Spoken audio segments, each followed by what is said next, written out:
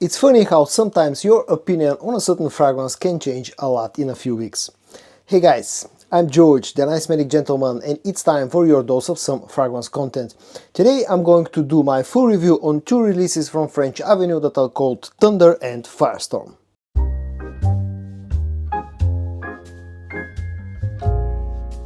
So, I covered both fragrances in a first impression video a couple of weeks ago, I think 3 weeks, maybe even more than 3 weeks ago, and initially I was really liking one of the fragrances and I really wasn't that impressed with the other one. Well, guess what, given enough time, given like a few weeks, sometimes my opinion can change, and in fact that's one of the reasons why I started making first impressions videos again and then following up with my full reviews some weeks later, because I really wanted to sort of track my own change in opinion sometimes in fragrances, you know, watching my first impressions and then recording the full review a few weeks later.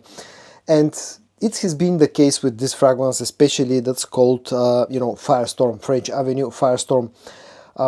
Basically, I've changed my mind quite a bit on this one. First of all, let me give you a very quick look at the packaging and the presentation, since this is a full review, and then I'm going to talk about the scent and whatnot. The fragrance comes packaged in this red colored box with some white and golden accents. The important stuff here: bottle size 100 milliliters, concentration EDP, and the production date, if anyone is interested, as usual, is August of 2025. Basically, probably one of the reasons why I'm changing my opinion on this one is because both fragrances are brand new bottles. At the time that I got them, they were very recently packaged, and now they've had probably around about 2 months of sitting around and maceration. Then this is the bottle design. I really like the bottle design, and especially the cap design on both, because they have this very nice detail and whatnot. I've been really digging the way that they look. They feel plasticky, but at least they look really nice. The bottle has nice heft, and both fragrances have good atomizers as well. Now I'm going to spray it a few times on a paper strip. Good atomizer, as I said.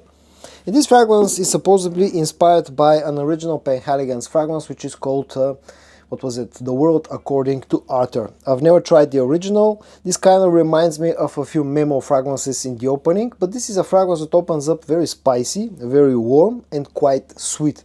Maybe even with a hint of booziness. There's a red apple note in this one, which is very present.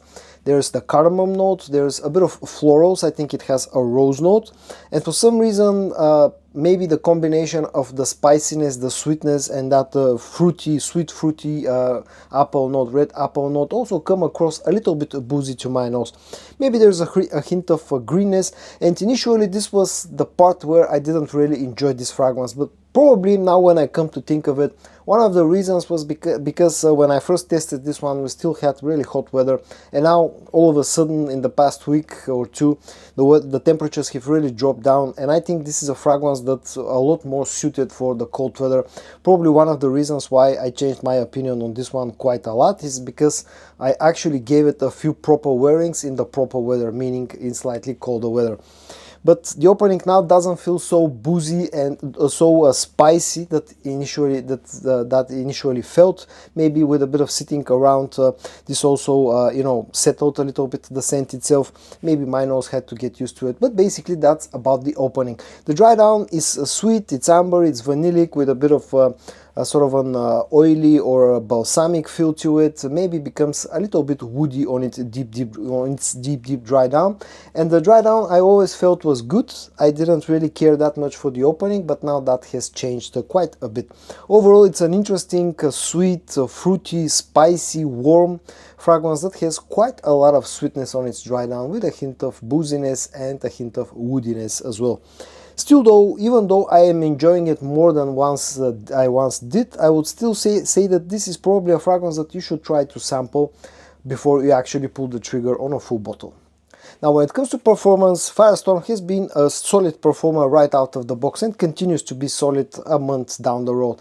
I've been getting somewhere between 7 to 8 hours, maybe even a little bit over 8 hours if you overspray a little bit, and also projects quite nicely in the first, I would say, hour and a half up to 2 hours. So no issues when it comes to performance. Price wise, both of them cost roughly around about 40 euros here in Europe, so we're looking at around about $45 as a price tag, a little bit lower than some other fragrances from French Avenue, and also quite a lot cheaper than the original scents that they have both been inspired by. And when it comes to versatility, I personally think of this one as being an unisex scent which leans a little bit to the masculine side, but to be honest, I don't see a problem with a girl pulling this one off as long as she likes this type of a sweet and spicy warm type of scents. And now let's move on to the other one, which is called Thunder. This one I praised quite a bit in my initial impressions, and I'm going to do the very same thing in my full review because I haven't changed my mind on this one.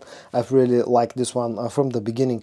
This is another Penhaligon's clone. In this case it's Mr. Thompson, the Omniscient Mr. Thompson, I think is the full name of the original fragrance. Pretty much exactly the same presentation, but the box in here is black with white and silver accents instead of the red. Everything else is the same.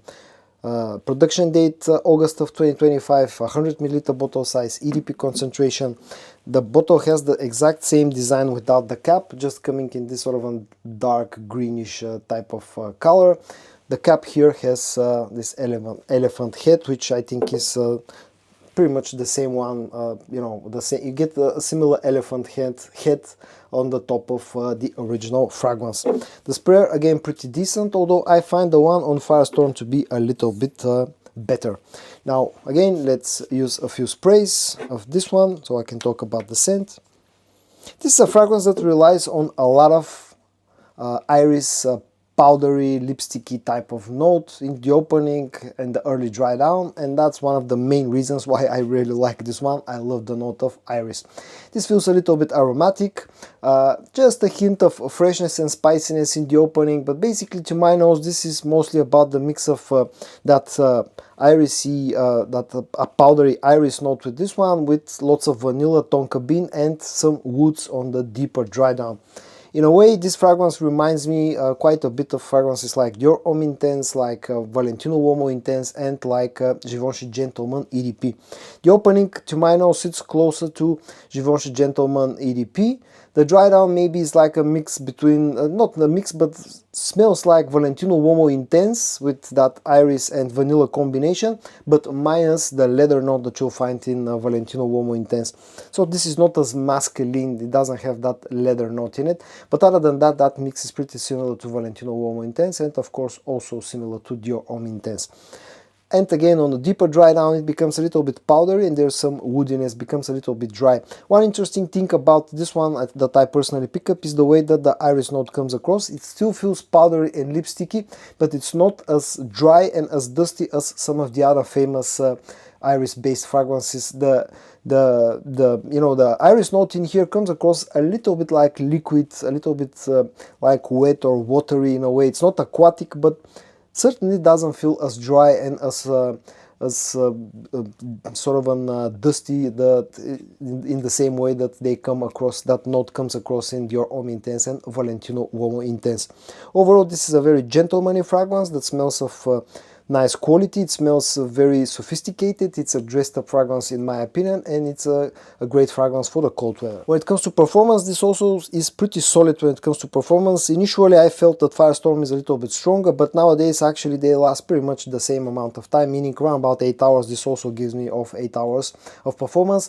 Projection is a little bit softer than Firestorm, but it's not a lot softer, so it's not the hardest projecting fragrance, but definitely projects at least moderately for about an hour and a half up to 2 hours, and total longevity of 8 hours. Price wise, exactly the same, around about the 40 euro mark, so around about $45. Again, it seems like a fantastic deal compared to the price of the original fragrance. And versatility wise, it's another fragrance that's more suited for the cold weather in my opinion, especially for the fall time right now.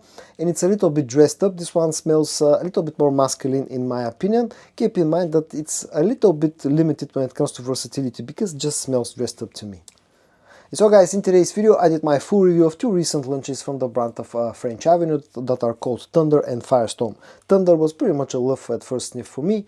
Firestorm was an interesting case where initially I didn't enjoy it that much, but with enough time spent with this fragrance and probably wearing it in the proper weather outside, I actually started to like this more and more.